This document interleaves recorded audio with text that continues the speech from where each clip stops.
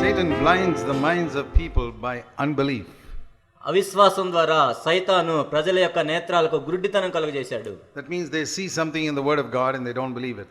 అదేంటంటే దేవుని యొక్క వాక్యంలో వాళ్ళు చూస్తారు కానీ దాన్ని నమ్మరు. Because the devil shuts their eyes and says, no, that's not true.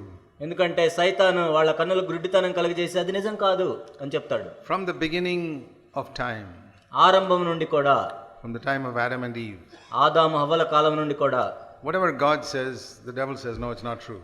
దేవుడు ఏదైతే చెప్పాడో అపవాది వచ్చి అది కాదు, నిజం కాదని చెప్పేవాడు. You know the first sin mentioned in the Bible? బైబిల్లో ప్రస్తావించబడిన మొట్టమొదటి పాపం ఏంటో మీకు తెలుసా? You know what it is? ఏంటో తెలుసా మీకు అది? It's not the sin of Eve. హవ్వ చేసిన పాపం కాదు.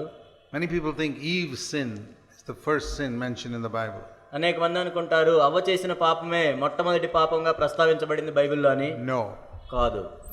The first sin is when the devil told Eve, you will not die.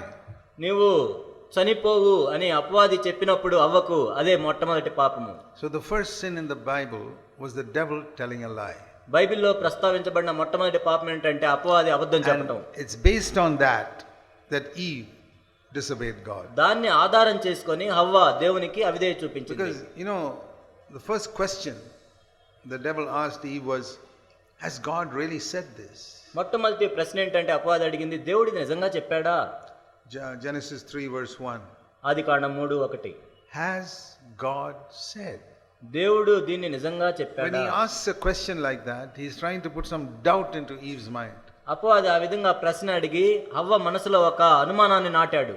And when Eve quotes what God has said, దేవుడు ఏదైతే చెప్పాడో అది హవ్వ చెప్పినప్పుడు, God has said, you shall not eat of this, otherwise you will die.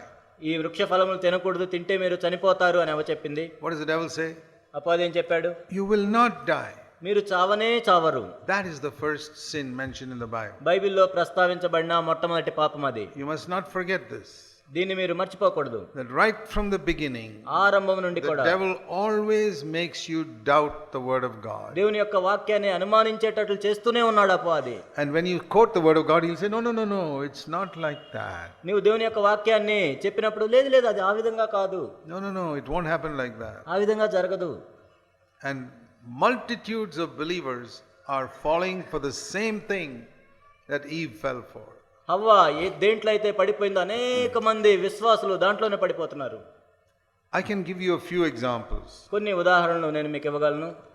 I'll take just one book, Philippians. ఫిలిప్పీయులకు రాసిన పత్రికను తీసుకుందాం. From one letter of just 3-4 pages, ఒక్క పత్రిక కేవలం 3-4 పేజీలు ఉంటుంది. you'll see the number of lies the devil has told believers. విశ్వాసులకు అపవాది ఎన్ని అబద్ధాలు చెప్పాడో చూద్దాం. For example, ఉదాహరణకు it says here ఇక్కడ in చెప్పబడింది Philippians chapter 2. Philippi 2. Let's begin with verse 3. 3వ వచనం నుండి ఆరంభిద్దాం. It says here, let every one of you, the last part of verse 3, regard others as more important than himself. వినయమైన మనసు గలవారా ఒకరినొకడు తనకంటే యోగ్యుడని ఎంచుచు. See, some places it's translated wrongly. What he is not saying you should consider that person better than you, but consider that person as more important than you. అంటే ఇక్కడ ఏంటంటే అతడు నీకంటే శ్రేష్ఠుడని కాదు కానీ నీకంటే ప్రాముఖ్యమైన వాడు అని ఎంచాలి. What does yogya mean? Yogya means worthy. Worthy, okay. So, because Jesus did not consider everybody as better than him, they were not better than him. అంటే యేసుక్రీస్తు ప్రభు మిగిలిన వాళ్ళందరినీ చూసి నాకంటే వీళ్ళు శ్రేష్ఠులని అనుకోలేదు, వాళ్ళు శ్రేష్ఠులేం కాదు. We also cannot look at a carnal believer and say, oh, he's better than me. ఒక శరీరానుసారుడైన క్రైస్తవుని మనం చూసి నాకంటే శ్రేష్ఠుడేనా అని మనం అనుకోలేం. So the Bible doesn't ask you to believe a lie. ఎందుకంటే ఒక అబద్ధాన్ని నమ్మమని బైబిల్ మనం అడగట్లేదు. Some people read it as though you must assume everybody is more spiritual than you. కొంతమంది ఈ విధంగా చెప్తుంటారు, నీకంటే అందరూ ఆత్మీయులని నువ్వు అనుకోవాలి అన్నట్టు చెప్తుంటారు. Jesus did not. యేసుక్రీస్తు ప్రభువారు ఆ విధంగా చేయలేదు. Paul also did not do that. He said the Corinthians are all carnal. పౌలు కూడా ఆ విధంగా చేయలేదు, ఎందుకంటే కొరింథీయులందరూ శరీరానుసారులైన క్రైస్తవులు. But everybody you must consider as more important. కానీ ప్రతి ఒక్కరిని నీకంటే వారు ప్రాముఖ్యమైన వారని ఎంచాలి. And Jesus did that. యేసుప్రభు ఆ విధంగా చేశారు. The proof is he washed the disciples' feet. దానికి రుజువు ఏంటంటే శిష్యుల యొక్క పాదాలను ఆయన కడిగాడు. Only a servant will do that. కేవలం ఒక దాసుడు మాత్రం ఆ విధంగా చేయగలడు. Why did he do it? ఎందుకు ఆయన చేశారు ఆ విధంగా? He said, you are more important, I am only a servant. ఎందుకంటే మీరు నాకంటే ప్రాముఖ్యమైన వాడు, నేను కేవలం దాసుడినే. The amazing thing is he even washed the feet of Judas Iscariot. ఆశ్చర్యకరమైన విషయం ఏమిటంటే ఆయన ఇస్కరియోతు యోధా యొక్క పాదాలు కూడా కడిగాడు. He didn't believe Judas Iscariot was more spiritual than him. ఇస్కరియోతు యోధా యేసు ప్రభు కంటే ఆత్మీయుడని ప్రభు అనుకోలేదు. He called him a devil.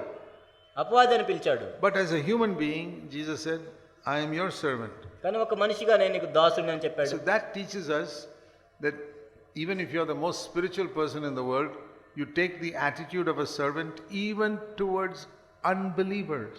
అది మనకేం బోధిస్తుందంటే ఈ ప్రపంచంలో కల్లా నీవు అత్యంత ఆత్మీయుడు అయినా కూడా ఒక మామూలు శరీరానుసారమైన క్రైస్తవుడు లేక అవిశ్వాసి ఎడల నీవు అటువంటి వైఖరిని కలిగి ఉండగలవు. That is the spirit of humility which is not found in most believers. అనేక మంది విశ్వాసుల్లో అటువంటి దీనత్వమును మనం కనుగొనలేకపోతున్నాం. And that is why they don't get grace.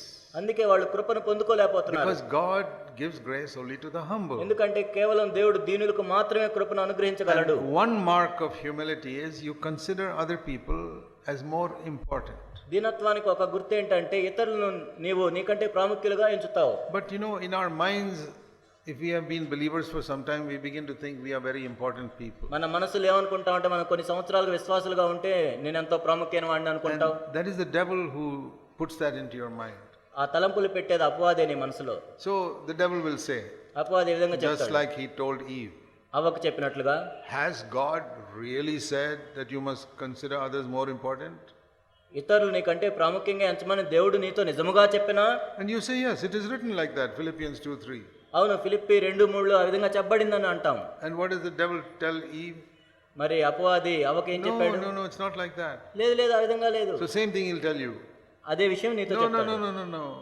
How can you consider this man as more important? He's a stupid fellow. లేదు ఇతడు ఎంత బుద్ధిహీనుడు, నీకంటే శ్రేష్ఠుడని ఎలా నీకంటే ప్రాముఖ్యమైన వాడని ఎలా ఎంచుకుంటావు? Then he'll tell another person. ఇంకో వ్యక్తికి చెప్తాడు, see this person, he's not more important than you, he's a low caste person, how can you consider him more important? చూడు ఈ వ్యక్తిని చూడు, నీకంటే ప్రాముఖ్యమైన వాడు కాదు, తక్కువ కులం వాడు, నువ్వు ఎలా అనుకుంటావు? And so even among Christians you have this caste system. అందుకే క్రైస్తవుల్లో కూడా మనం చూసినట్లయితే ఈ కులాలు ఉన్నాయి. He's a low caste, you can't consider him more important. అతడు తక్కువ కులం వాడు, నీకంటే ప్రముఖుడని నువ్వు ఎంచకూడదు. And the devil has succeeded in taking you away from the word of God. కాబట్టి దేవుని యొక్క వాక్యం నుండి నిన్ను దూరంగా తీసుకొని పోయే విషయంలో అపవాది విజయం సాధించాడు. Okay, let me show you another thing. ఇంకో విషయం చూపిస్తాను. Only one letter I am taking, Philippians. నేను కేవలం ఫిలిప్పీలకు రాసిన పత్రిక తీసుకుంటున్నాను. Philippians 2:14. Philippi 2:14. Do everything without grumbling or disputing. మీరు సణుగులు సంశయములు మాని సమస్త కార్యములను చేయుడి. Without grumbling, without complaining, we must do everything. మీరు సణుగకుండా ఫిర్యాదు చేయకుండా సమస్త కార్యాలు చేయాలి. That means in your home, దీని అర్థం ఏంటంటే మీ there ఇంట్లో must no the sound of grumbling and complaining must never be heard. సణుగులు ఫిర్యాదులు అలాంటివి ఉండకూడదు. Whether about the food, అది ఆహారం విషయం కావచ్చు, or something your wife did not do or did do, లేకపోతే నీ భార్య చేసిన దాన్ని బట్టో చేయని దాన్ని బట్టో, or something your husband did or did not do, లేకపోతే నీ భర్త చేసిన దాన్ని బట్టో చేయని దాన్ని బట్టో, he forgot to buy something you told him to buy on the way back from his office. ఒకవేళ ఆఫీస్ నుంచి వచ్చేటప్పుడు నువ్వు ఏదైనా కొనుక్కొని రమ్మని చెప్పొచ్చు, ఆయన మర్చిపోయి ఉండొచ్చు.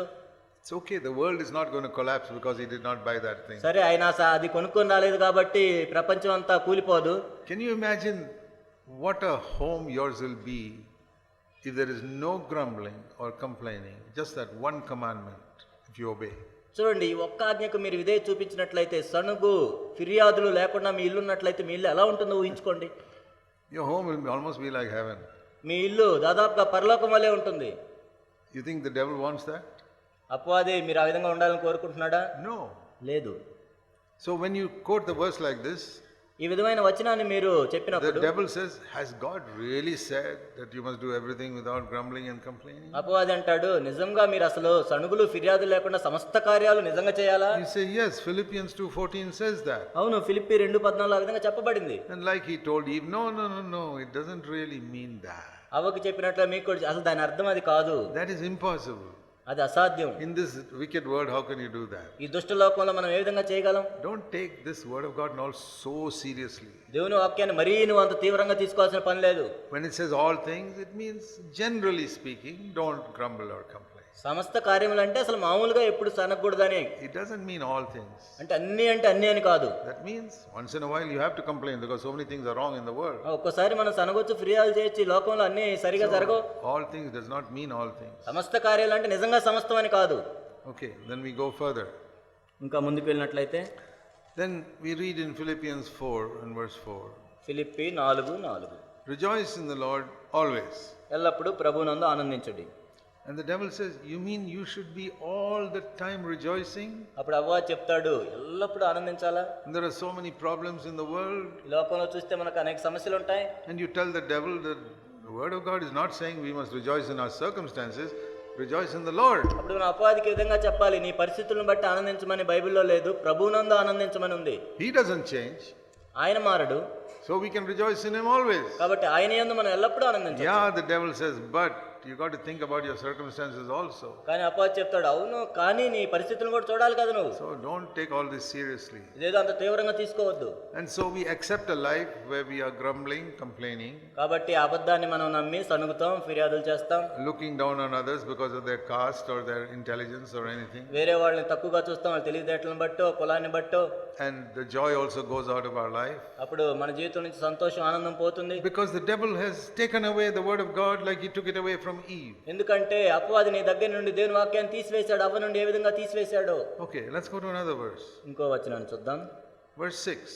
6వ వచనం. Be anxious for nothing, దేన్ని గూర్చియు చింతపడకుడి, but everything take it to the Lord in prayer. కానీ ప్రతి విషయంలోనూ ప్రార్థన విజ్ఞాపన చేత కృతజ్ఞతాపూర్వకంగా మీ నోకలను దేవునికి తెలియజేయండి. And the devil says, like he said to Eve, అప్పుడు అవ్వకు చెప్పినట్లు మరలా అపవాది చెప్తాడు, has God really said you must be anxious for nothing? నువ్వు దేని గురించి చింతపడొద్దని దేవుడు నిజంగా చెప్పాడా? No. Don't take all this literally. ఏదో అక్షరానుసారంగా అన్ని తీసుకోవద్దు. Nothing doesn't mean nothing. అంటే ఏమీ లేదంటే ఏమీ లేదని కాదు, దేని గురించి కాదంటే దేని గురించి కాదు. How can you live in the world without being anxious? ఈ లోకంలో అసలు చింతపడకుండా ఎలా బతుకుతాం? I mean, generally speaking, you shouldn't always be anxious, but once in a while you have to be anxious. సాధారణంగా చింతపడొద్దని చెప్పారు కానీ అప్పుడప్పుడు పడొచ్చు. So he has neutralized and cancelled the word of God. కాబట్టి దేవుని యొక్క వాక్యాన్ని తగ్గించేసి కొట్టివేస్తున్నాడు. He's blinded the minds of people by saying you cannot live this life. ప్రజల యొక్క మనసులకు గుడ్డితనం కలుగజేస్తున్నాడు, ఈ జీవితాన్ని నువ్వు జీవించలేవు అని.